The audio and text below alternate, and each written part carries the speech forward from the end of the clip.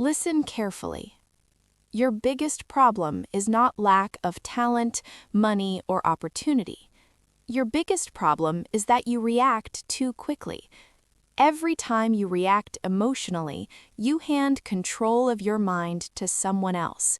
This audiobook will train you, step by step, to stop reacting, stop explaining, stop defending, and start thinking, choosing, and moving with calculated control. Calm is power. Silence is power. Discipline is power. By the end of this audiobook, you will no longer be easy to trigger, easy to manipulate, or easy to break. Chapter 1. Emotional reactions are silent self-sabotage. Emotional reactions feel natural. They feel human. They feel justified. And that's exactly why they are dangerous. Most people believe their emotions protect them. In reality, emotions, when uncontrolled, expose them. They expose insecurity. They expose impatience. They expose lack of discipline. Here is the truth you need to hear clearly. Every emotional reaction is silent self-sabotage. Not loud sabotage, not dramatic sabotage. Silent sabotage. The kind that slowly erodes your leverage, your authority, and your future. You don't lose because you're wrong. You lose because you react. That's the key. Think about it. How many arguments have you won emotionally but lost strategically? How many opportunities slipped away because you spoke too soon, explained too much, or reacted too fast? How many times did respect disappear the moment you showed irritation, anger, or desperation? You already know the answer. Here's the rule most people never learn. The moment you react, you surrender control. You may feel powerful for a second, but power that lasts is quiet. Power that lasts is controlled. You have a choice. You can react or you can respond, and those two are not the same. Reaction is automatic.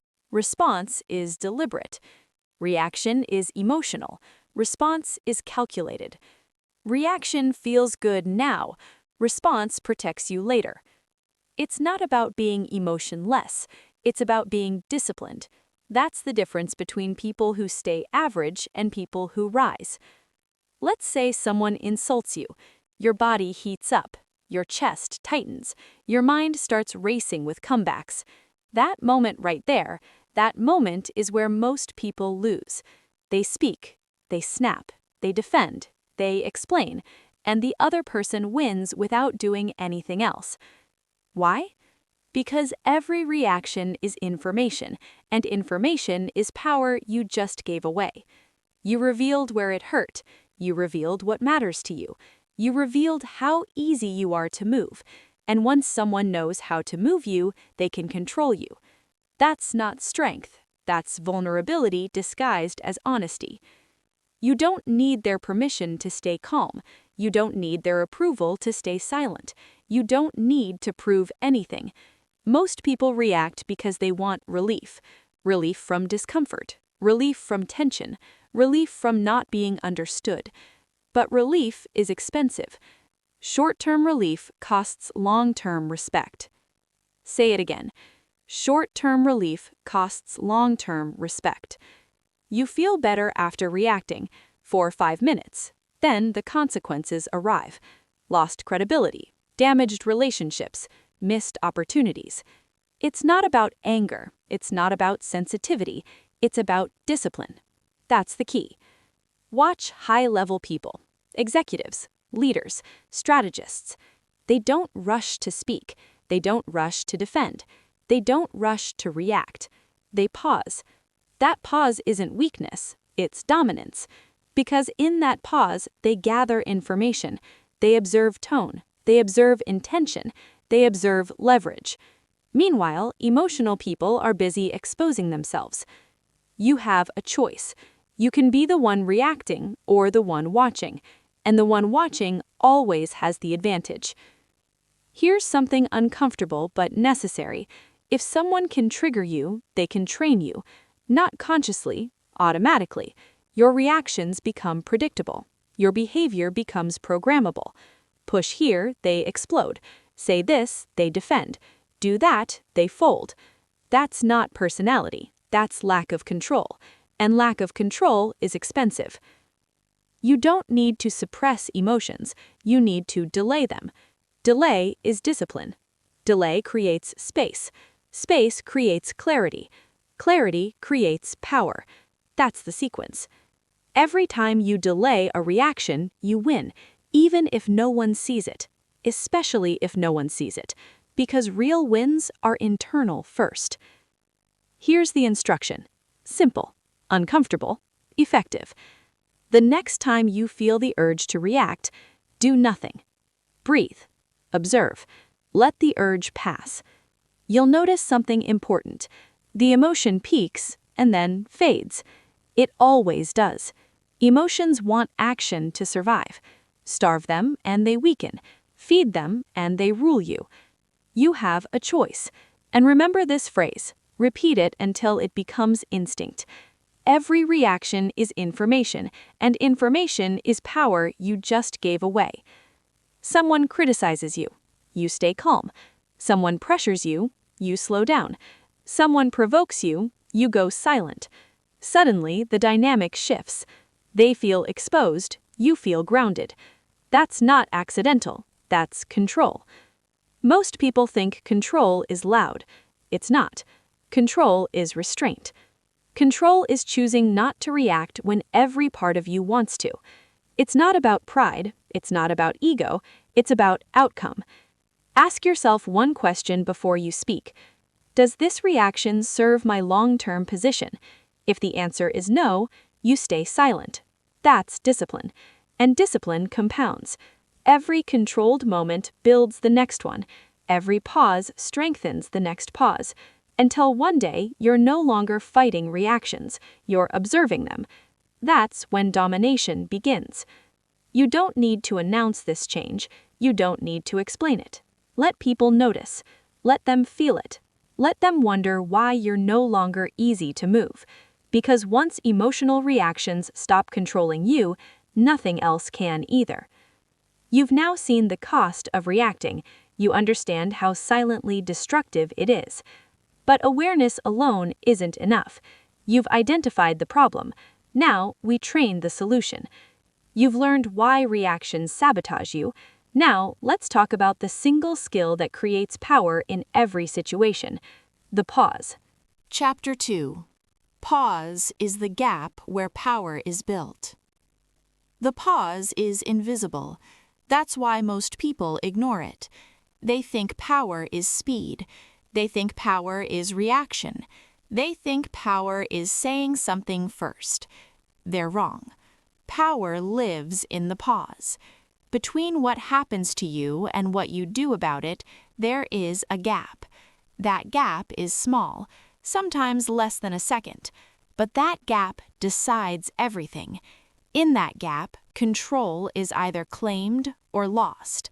That's the key. Most people never see the gap.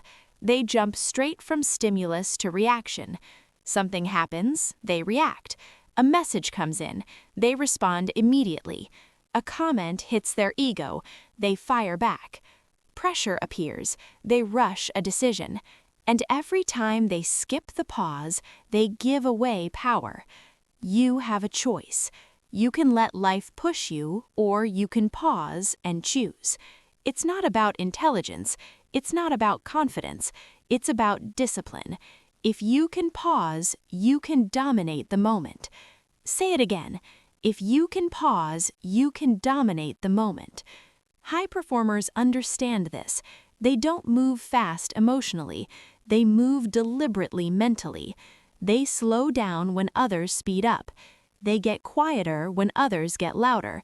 They wait when others rush. That's not hesitation. That's control.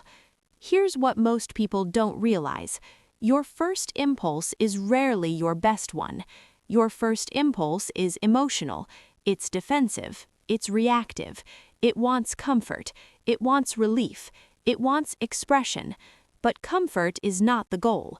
control is. You don't need their permission to pause. You don't need approval to take time. You don't owe anyone an immediate reaction. That belief alone will change your life. Someone asks you a question, you pause.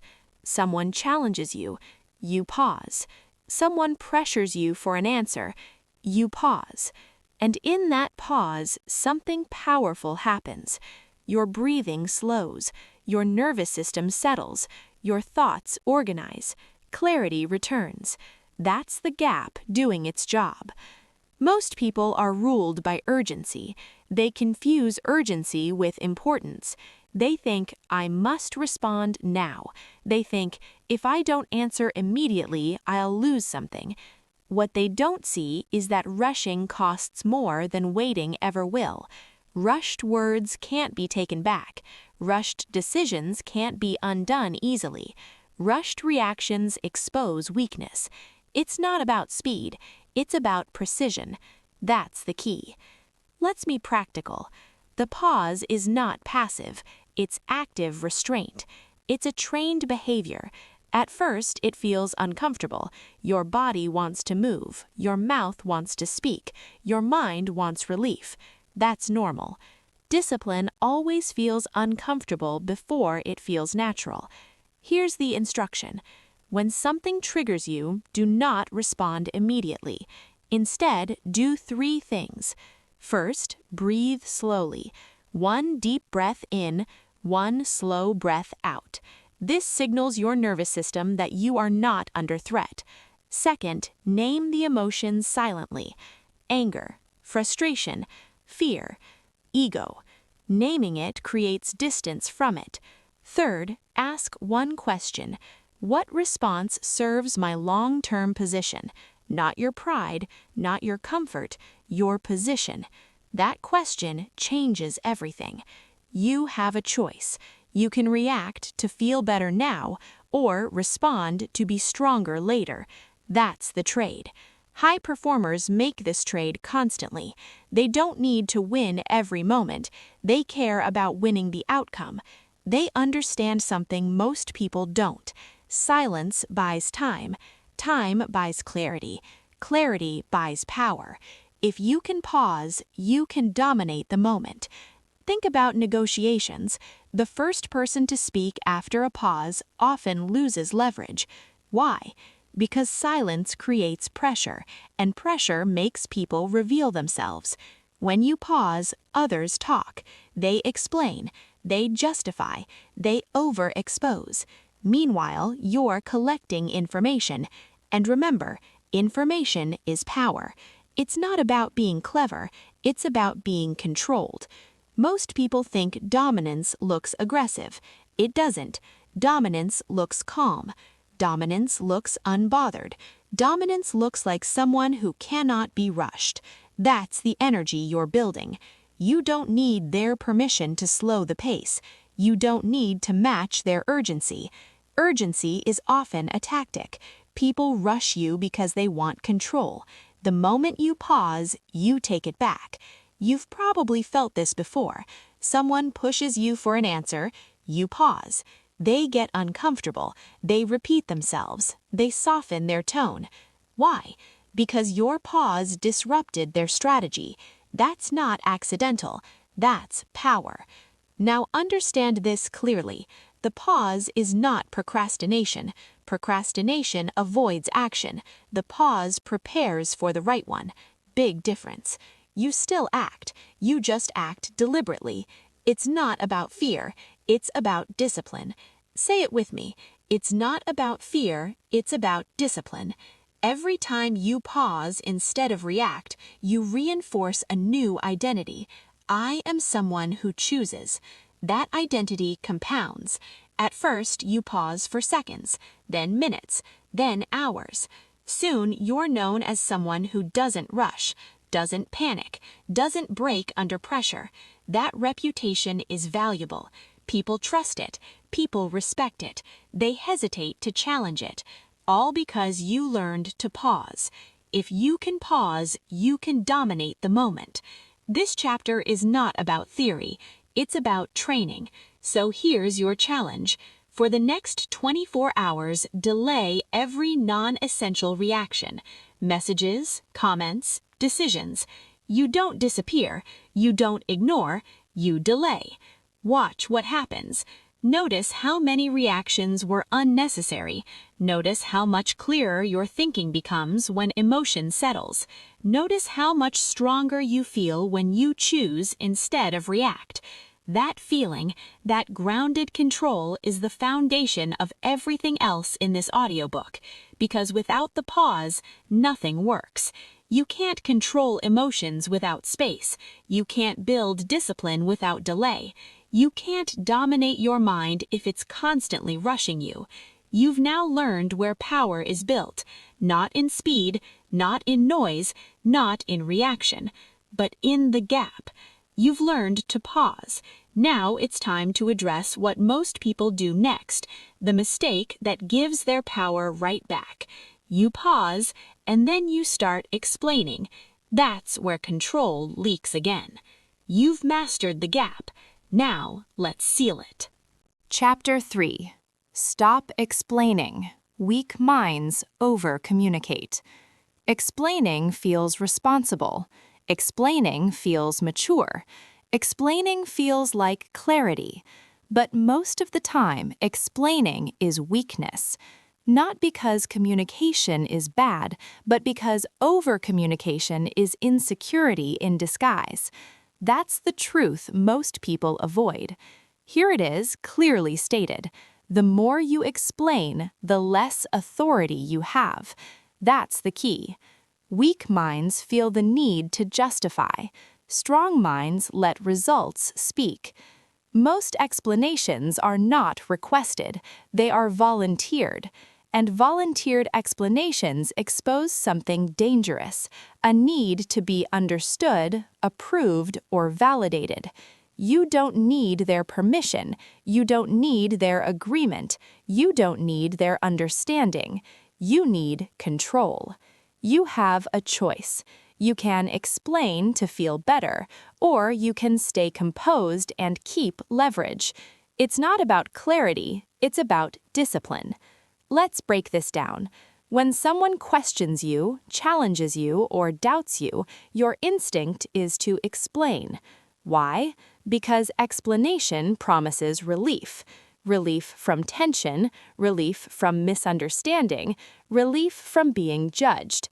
But that relief is temporary. The cost is permanent. Every extra word is a crack in your position. When you explain, you give context. When you give context, you give material. When you give material, you give leverage. And leverage is power.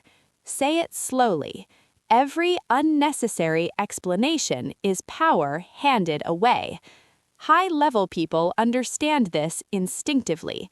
They answer what's asked, nothing more. They state decisions. They don't defend them.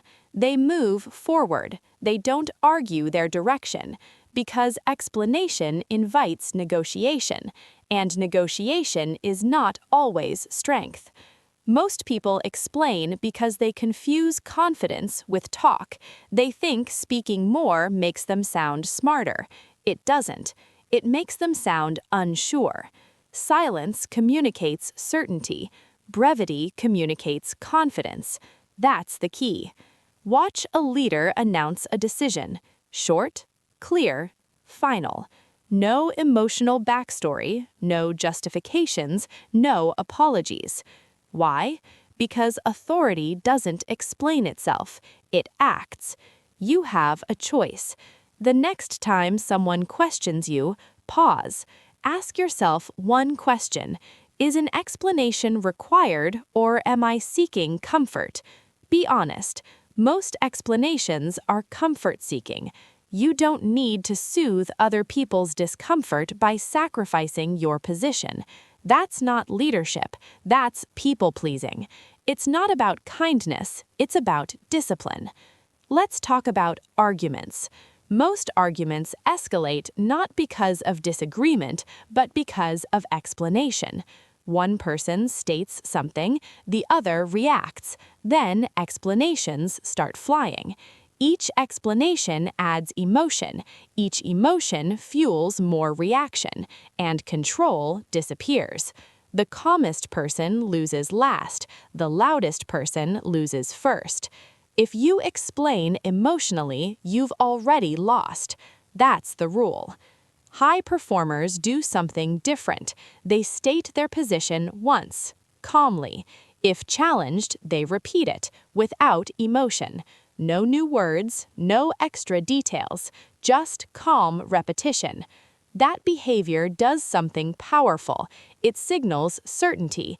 It signals boundaries. It signals strength. And most people back down, because people push where they sense weakness. Over-explaining signals weakness. You don't need their permission to stop talking. You don't need to win the conversation. You need to protect your frame. That's the key.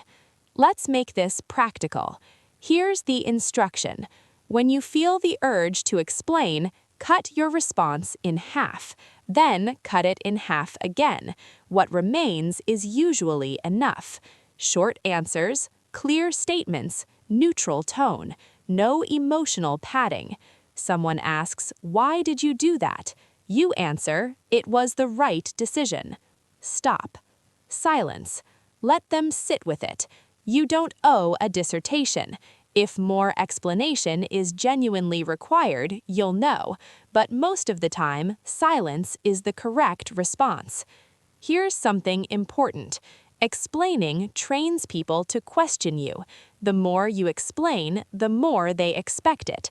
Soon, every decision requires justification. Every boundary requires defense. And you've trained them to challenge you. That's not respect. That's entitlement. Discipline is stopping the pattern. You have a choice. You can train people to trust your decisions or train them to doubt them. Your behavior teaches others how to treat you. Remember that. Strong people don't fear being misunderstood temporarily. Weak people panic at the idea. But misunderstanding fades. Loss of authority doesn't. It's not about ego, it's about long-term position. Say it again. It's not about ego, it's about discipline. This applies everywhere. Work, relationships, family, leadership, especially leadership.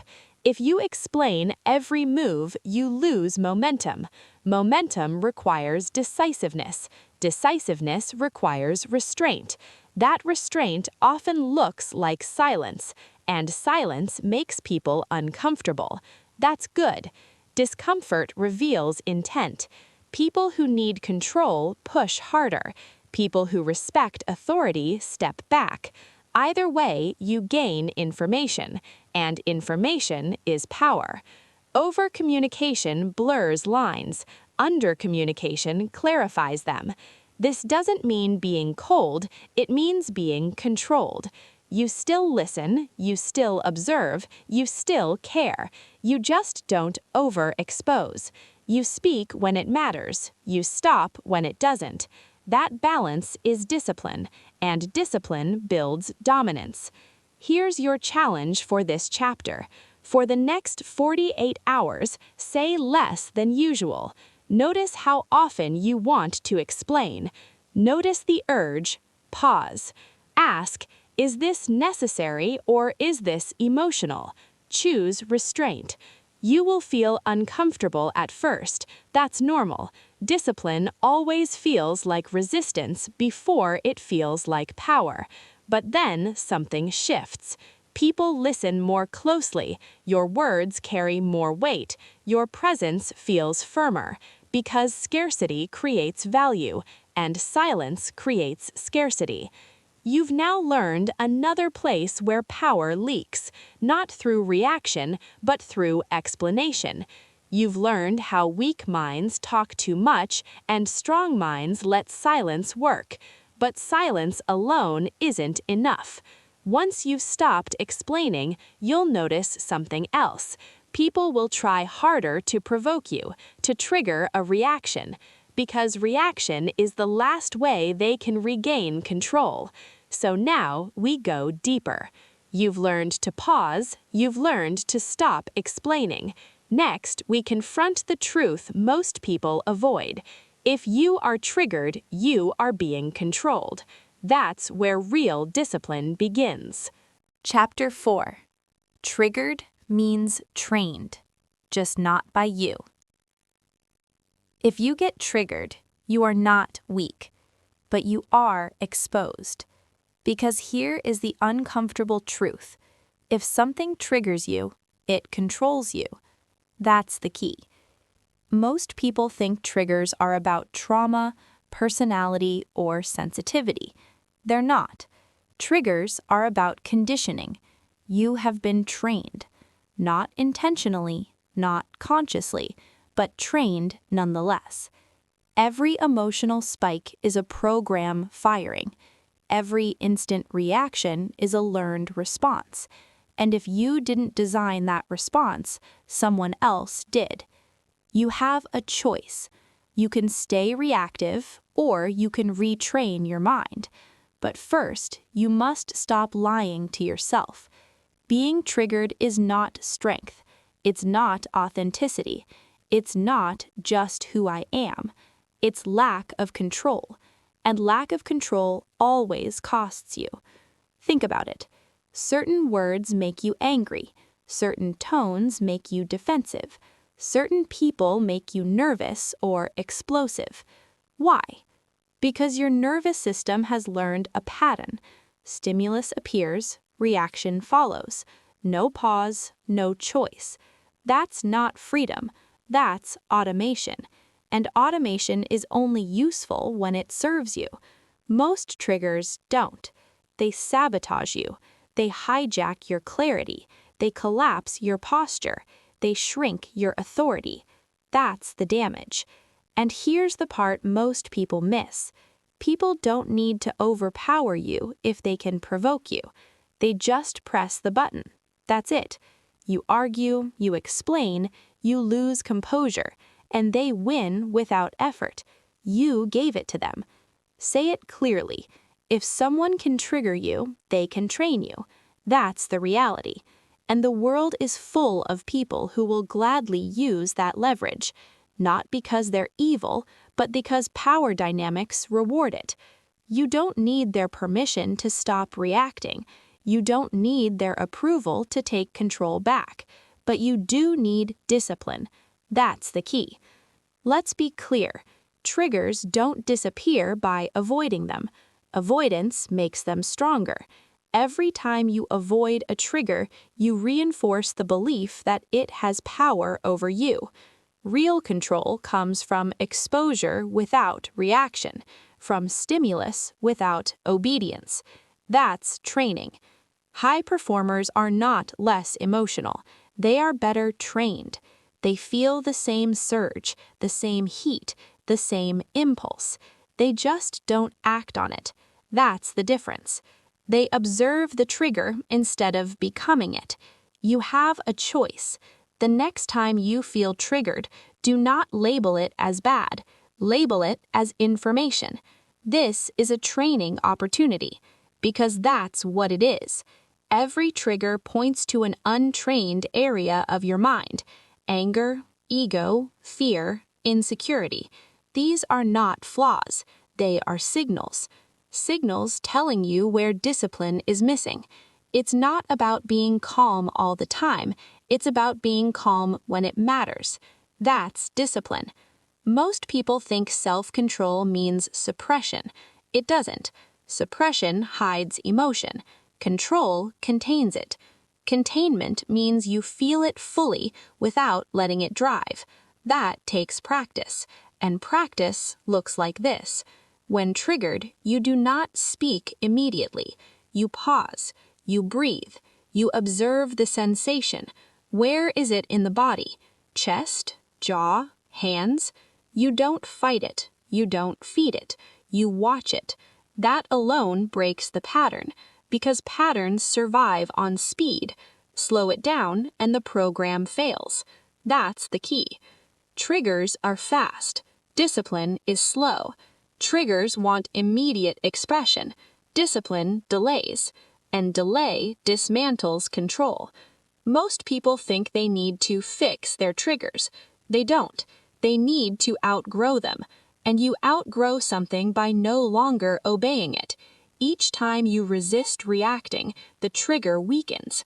Each time you react, it strengthens. Simple, uncomfortable, effective. You don't need to tell anyone you're working on this. You don't need to announce growth. Growth is silent, and silence frustrates those who used to control you. Expect that. When people realize they can no longer provoke you easily, they escalate, they push harder, they get louder, they become emotional. That's a test, and that test reveals something important. You were never the problem, your reaction was. Once the reaction disappears, the dynamic collapses. That's power. You have a choice. You can react and feel justified, or remain composed and stay dominant. It's not about winning arguments. It's about winning positioning. That's the long game. Here's a rule to remember. Whatever triggers you is where your discipline is weakest. That's not an insult. That's a roadmap. Instead of avoiding those areas, train them. Expose yourself deliberately, not recklessly, deliberately. If criticism triggers you, seek feedback and practice not reacting. If disrespect triggers you, observe it and choose silence. If pressure triggers you, slow your movements. Each exposure, handled calmly, rewires your response. That's how you retrain the nervous system. You don't become untriggerable overnight. You become harder to move one moment at a time. That's discipline, and discipline compounds.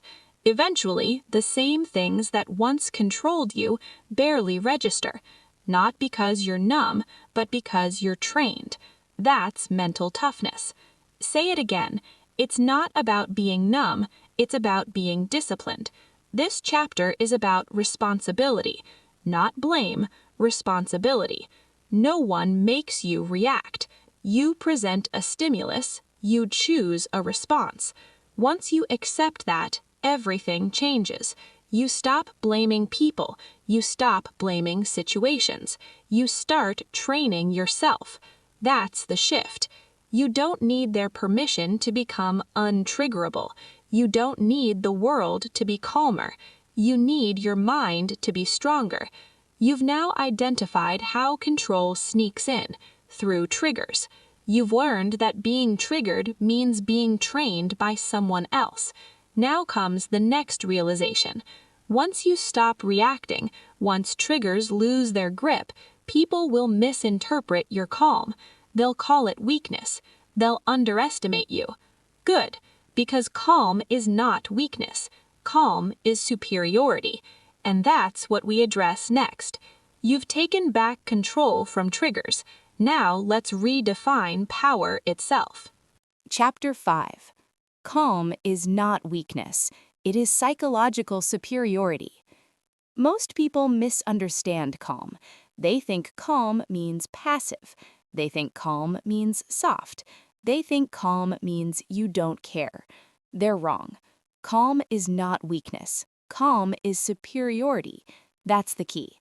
Weak people need noise to feel strong. Strong people don't.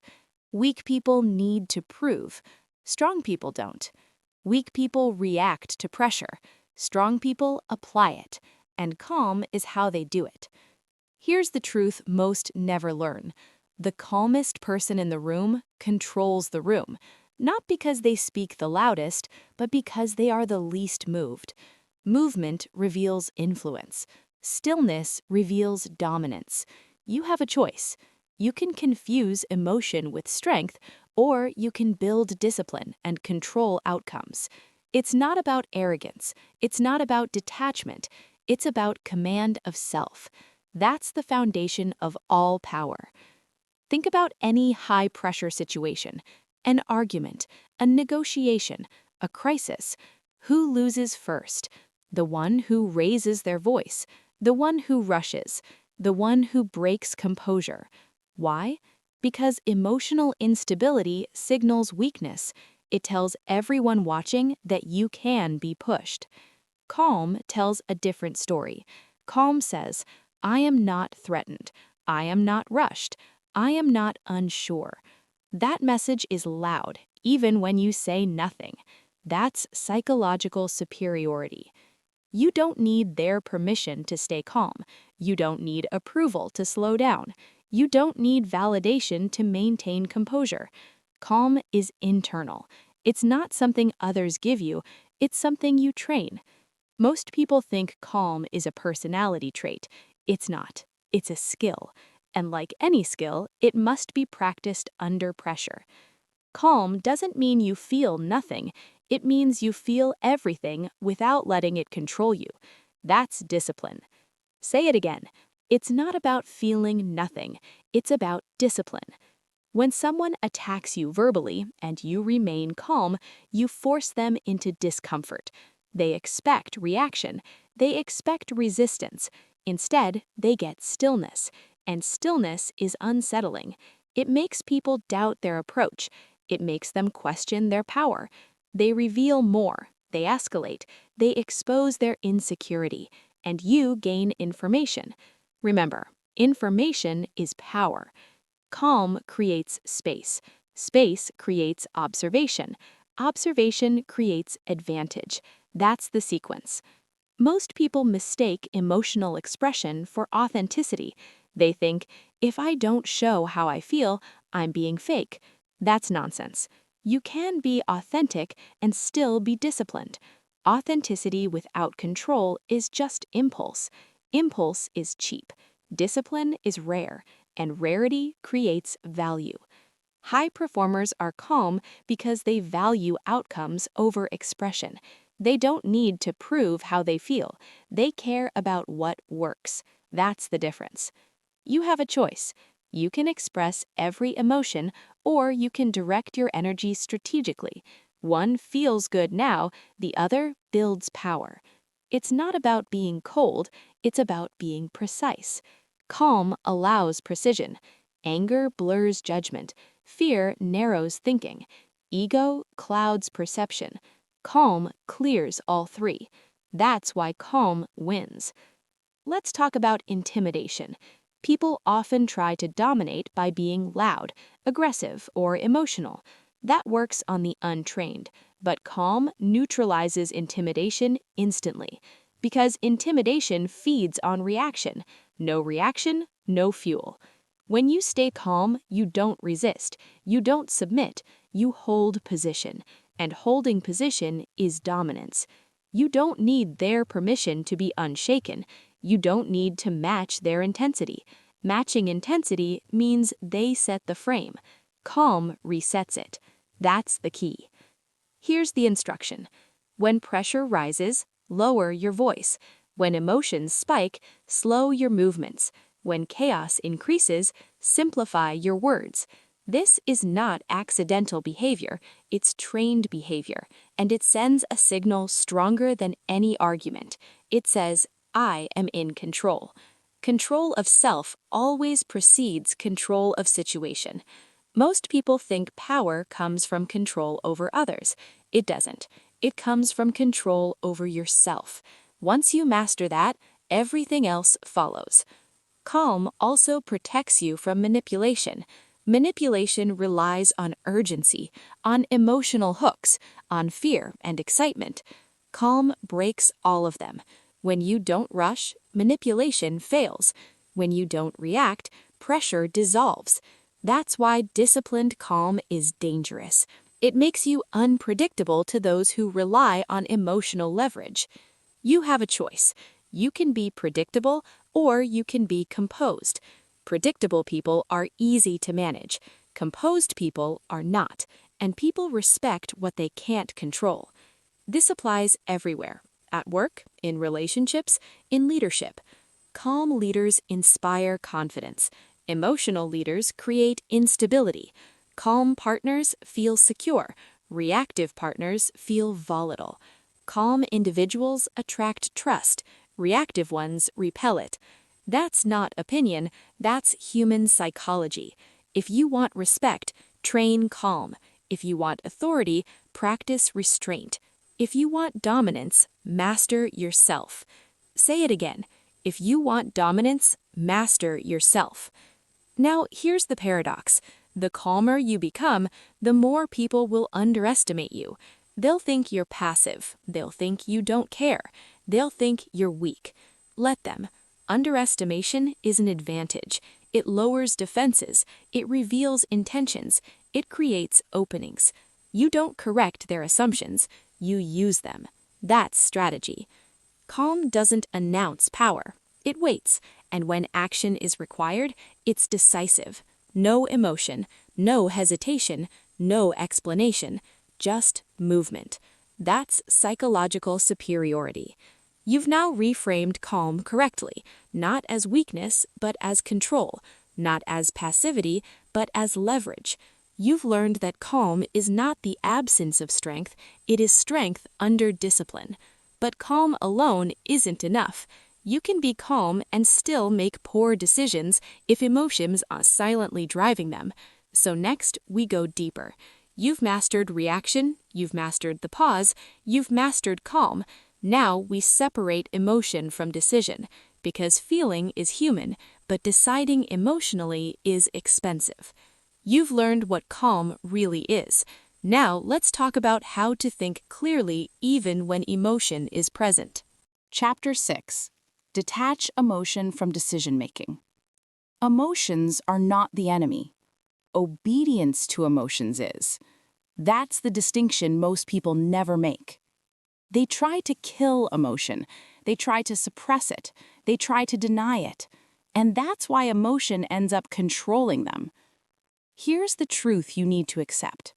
You can feel deeply and still decide coldly. That's the key. High performers are not emotionless. They are emotionally aware and strategically detached. They feel anger. They feel fear. They feel excitement. They just don't let those feelings decide for them. You have a choice. You can let emotions sit in the driver's seat, or you can put them in the back. They can come along for the ride, they just don't touch the wheel. It's not about being robotic, it's about being disciplined. Say it clearly. It's not about emotion, it's about discipline. Most bad decisions come from one mistake: deciding while emotionally activated. When emotion is high, clarity is low. That's not philosophy, that's biology. Your nervous system shifts into survival mode. Short-term thinking takes over. Long-term consequences disappear. And people act in ways they later regret. Not because they're stupid, but because they decided too soon. That's the cost of emotional decision-making. You don't need their permission to slow down a decision. You don't owe anyone immediacy. Urgency is often a trap. If someone pressures you to decide now, it's usually because the decision benefits them more than you. That's the key. High-level people understand this instinctively. They delay decisions when emotions are present. Always. Angry? Don't decide. Excited? Don't decide. Fearful? Don't decide. Emotion clouds judgment in every direction. Here's a rule you must internalize. Never make permanent decisions in temporary emotional states. Say it again. Never make permanent decisions in temporary emotional states. This rule alone can save years of your life. Now let's be practical. Detaching emotion from decision-making does not mean ignoring how you feel. It means acknowledging it, then setting it aside. You don't argue with emotion. You observe it. You say, I feel angry. I feel anxious. I feel excited. And then you pause. You let the feeling exist without giving it authority. That pause is discipline. That's the same pause you trained in earlier chapters, now applied at a deeper level. You have a choice.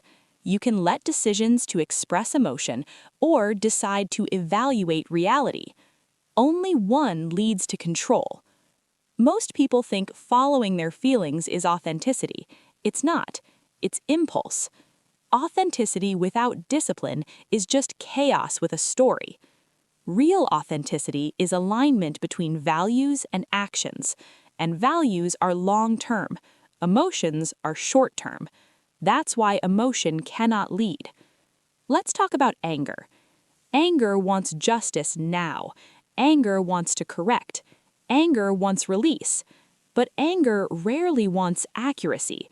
When you decide while angry, you overestimate threats and underestimate consequences. You say things you can't take back. You make moves you can't undo. That's not power. That's loss of control. Fear does the opposite.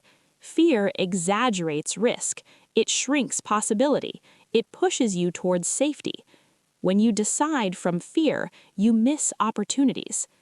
Excitement is just as dangerous. Excitement inflates optimism. It hides flaws. It blinds you to downside. Every emotion distorts perception. That's why emotion must be separated from decision. Not eliminated, separated. That's discipline. Here's the instruction. When faced with a decision, do this in order. First, identify the emotion present. Name it. Second, delay the decision until the emotional charge drops. This could be minutes. It could be hours. It could be days. You decide when clarity returns, not when pressure peaks. Third, ask 3 questions. What are the long-term consequences? What would calm me choose? What decision keeps my position strongest? Those questions shift you out of emotion and into strategy. That's the key. High performers live by this process. They don't trust how they feel in the moment. They trust patterns, data, and positioning. They know feelings fluctuate. Principles don't. You don't need their permission to take time to think. Anyone who tries to rush your decision is trying to control it. Remember that. Control the timeline, you control the outcome. This applies everywhere. Career moves, relationships, money, conflict. Emotional decisions feel decisive. Disciplined decisions are decisive. There's a difference. One reacts, the other chooses. You have a choice. Now, here's the part most people resist. Detaching emotion from decision-making means you will sometimes look cold. People will say, "Why don't you care? Why aren't you reacting? Why are you so distant?" Ignore that. Distance is not indifference. It's perspective. You can care deeply and still decide cleanly. In fact, that's the highest form of care, because it protects outcomes. Emotion wants expression. Discipline wants effectiveness. Choose effectiveness. Say it again. Choose effectiveness. Here's a powerful mindset shift. You are not your emotions. You experience them. That sentence alone creates space. Once there is space, there is choice. Once there is choice, there's control.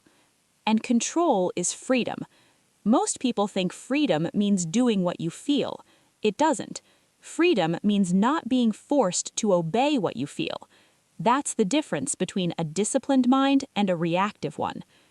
Now, understand this clearly. Detaching emotion from decisions does not make you less human. It makes you reliable.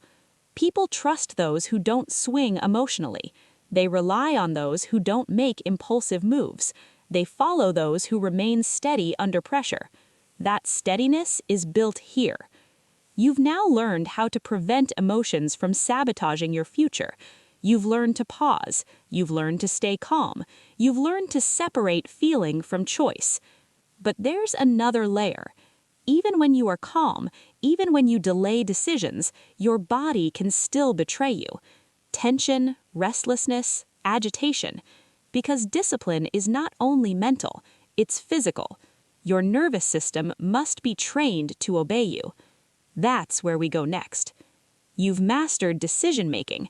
Now we train the body that supports it. Chapter 6. Detach emotion from decision-making. Emotions are not the enemy. Obedience to emotions is. That's the distinction most people never make. They try to kill emotion. They try to suppress it.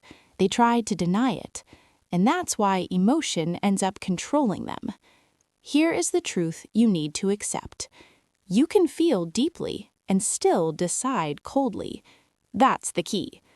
High performers are not emotionless. They are emotionally aware and strategically detached. They feel anger. They feel fear. They feel excitement. They just don't let those feelings decide for them. You have a choice. You can let emotions sit in the driver's seat, or you can put them in the back.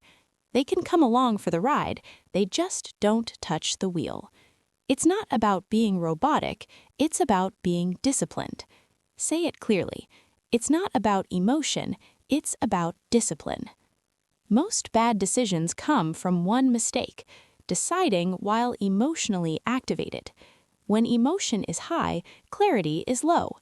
That's not philosophy, that's biology. Your nervous system shifts into survival mode. Short-term thinking takes over, long-term consequences disappear, and people act in ways they later regret. Not because they're stupid, but because they decided too soon. That's the cost of emotional decision-making. You don't need their permission to slow down a decision. You don't owe anyone immediacy. Urgency is often a trap. If someone pressures you to decide now, it's usually because the decision benefits them more than you. That's the key.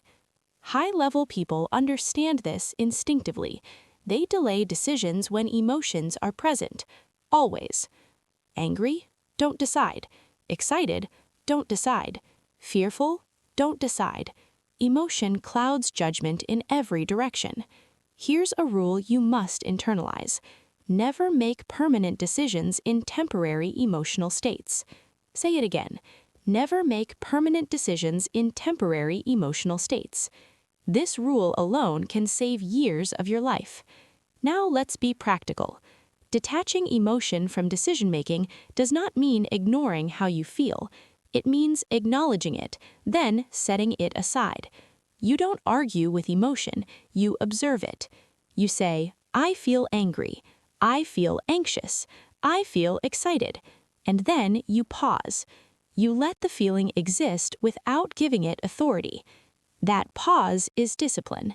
That's the same pause you trained in earlier chapters, now applied at a deeper level. You have a choice. You can decide to express emotion or decide to evaluate reality. Only one leads to control. Most people think following their feelings is authenticity. It's not. It's impulse. Authenticity without discipline is just chaos with a story. Real authenticity is alignment between values and actions, and values are long-term. Emotions are short-term. That's why emotion cannot lead. Let's talk about anger. Anger wants justice now. Anger wants to correct. Anger wants release, but anger rarely wants accuracy. When you decide while angry, you overestimate threats and underestimate consequences. You say things you can't take back. You make moves you can't undo. That's not power, that's loss of control. Fear does the opposite. Fear exaggerates risk. It shrinks possibility. It pushes you towards safety. When you decide from fear, you miss opportunities. Excitement is just as dangerous. Excitement inflates optimism. It hides flaws. It blinds you to downside. Every emotion distorts perception. That's why emotion must be separated from decision, not eliminated, separated. That's discipline. Here's the instruction. When faced with a decision, do this in order. First, identify the emotion present. Name it. Second, delay the decision until the emotional charge drops. This could be minutes, it could be hours, it could be days. You decide when clarity returns, not when pressure peaks. Third, ask 3 questions. What are the long-term consequences? What would calm me choose? What decision keeps my position strongest? Those questions shift you out of emotion and into strategy. That's the key. High performers live by this process. They don't trust how they feel in the moment. They trust patterns, data, and positioning. They know feelings fluctuate, principles don't. You don't need their permission to take time to think. Anyone who tries to rush your decision is trying to control it. Remember that. Control the timeline, control the outcome. This applies everywhere. Career moves, relationships, money, conflict. Emotional decisions feel decisive. Disciplined decisions are decisive. There's a difference. One reacts, the other chooses.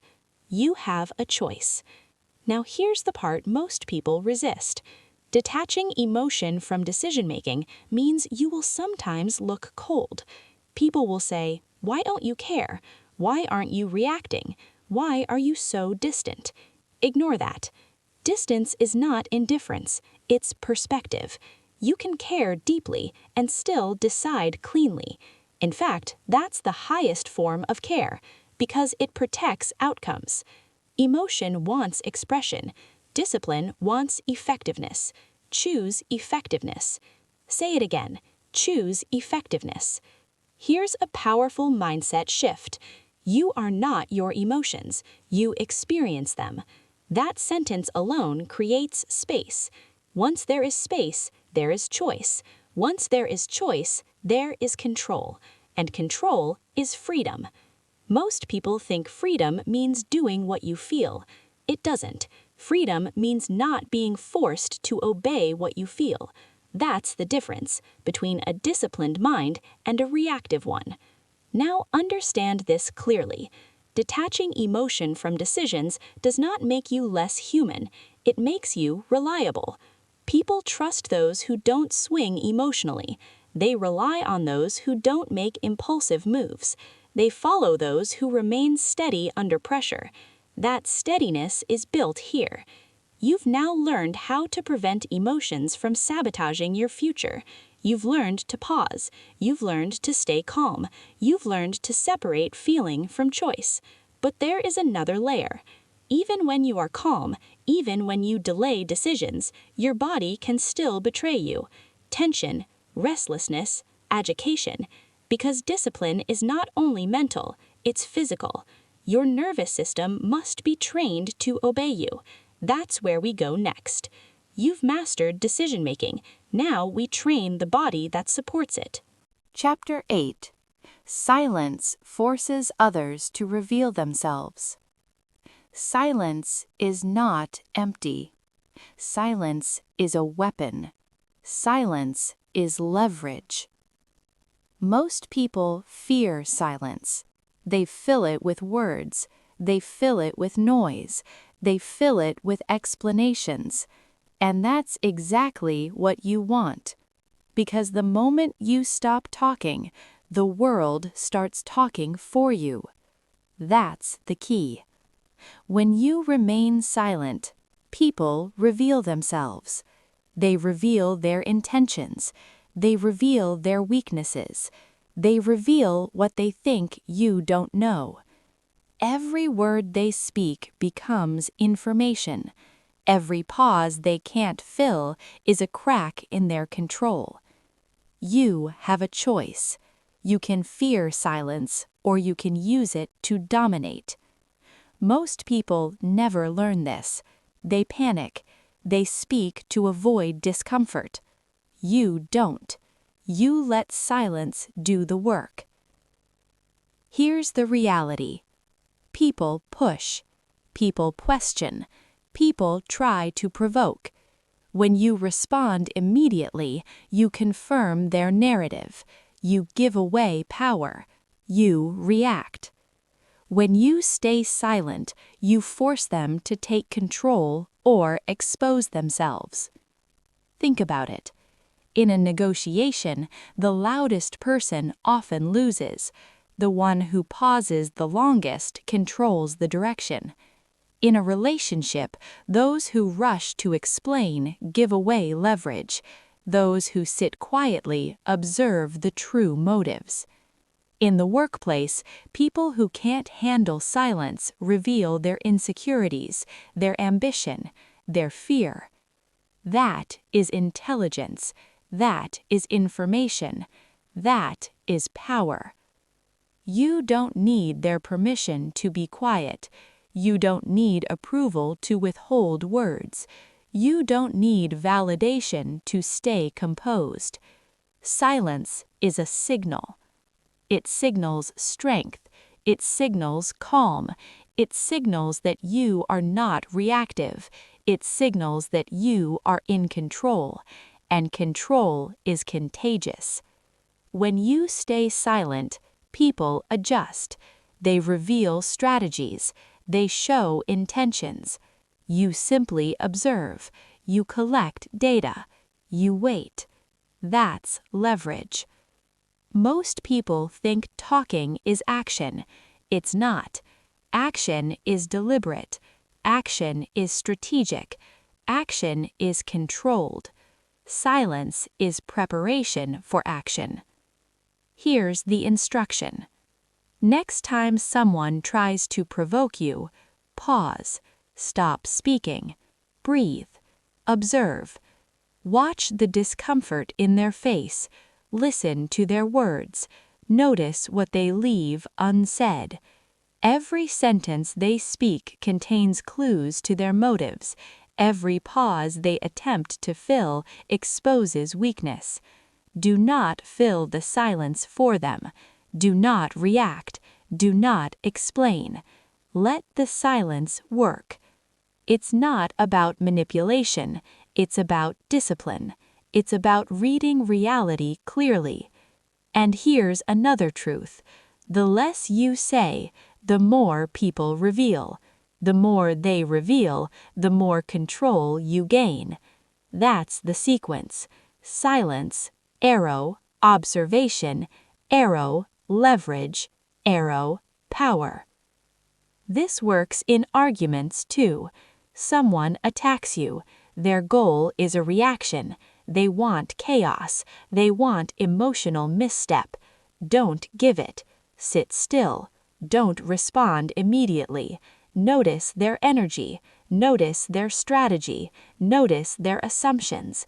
Then act, calmly, strategically, with full information. Silence also forces respect. People respect those who do not flinch at chaos, who do not talk to be liked, who do not react for validation. Calm silence is authority. It's the difference between the loudest person in the room and the one who actually controls the room. You have a choice.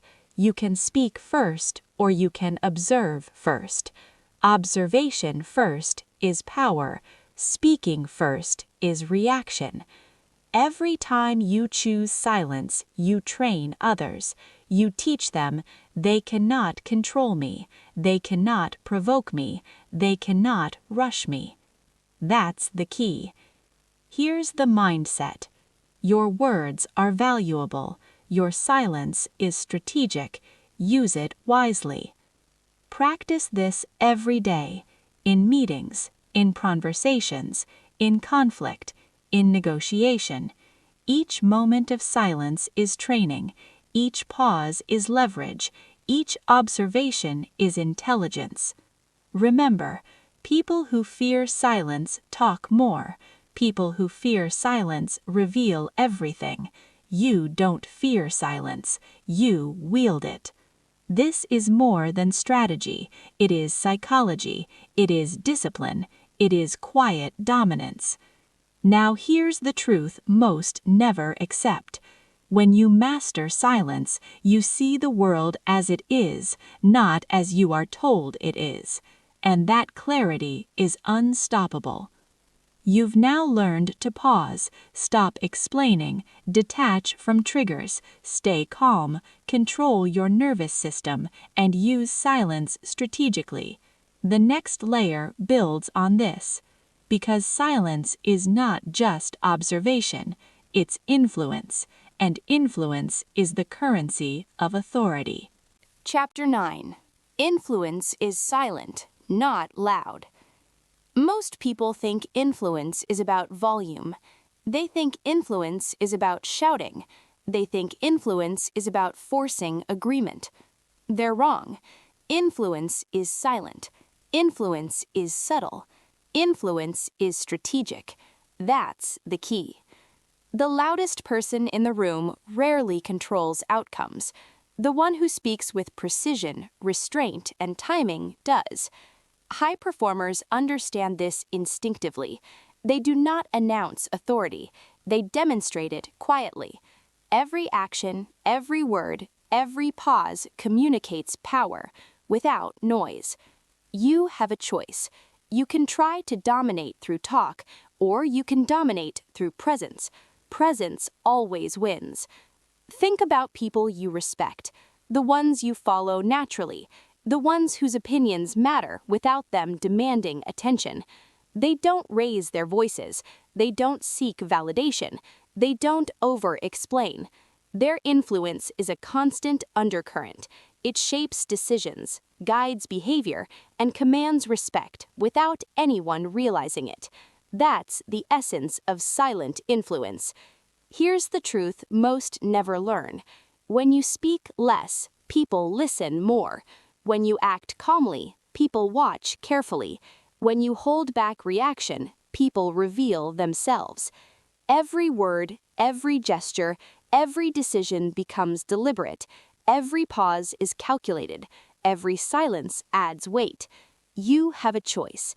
You can follow the crowd, reacting loudly, or you can move quietly, creating outcomes without resistance.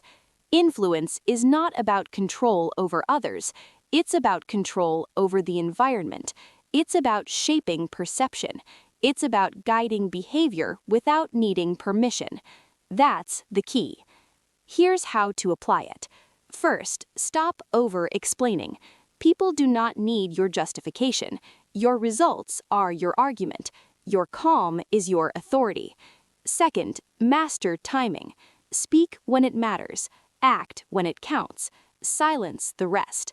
Third, let your presence communicate more than your words.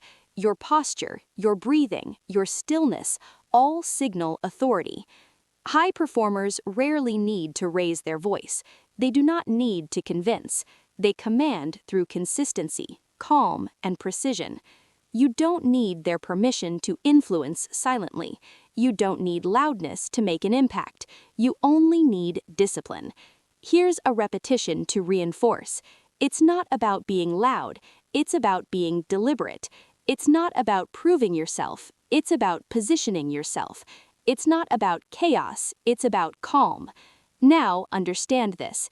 Influence requires patience. It is cumulative. It grows over time.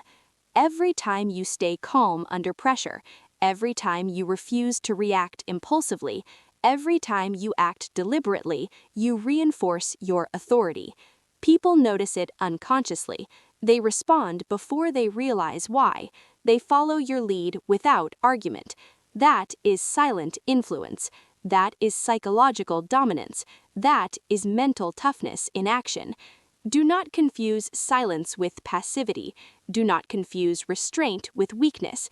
Do not confuse patience with indecision. Each is the opposite of what it seems. Silence communicates clarity. Restraint communicates control. Patience communicates superiority. People respond to strength, not noise. They follow discipline, not emotion. You have a choice. You can speak impulsively and lose authority, or you can master restraint and multiply it. Influence is like water. It flows into every space. It adapts. It finds weaknesses. It shapes reality without crashing violently. Most people try to smash outcomes. You learn to channel them. Your words, your actions, your presence become the force of influence. And here's the key. The quieter you become, the louder your impact.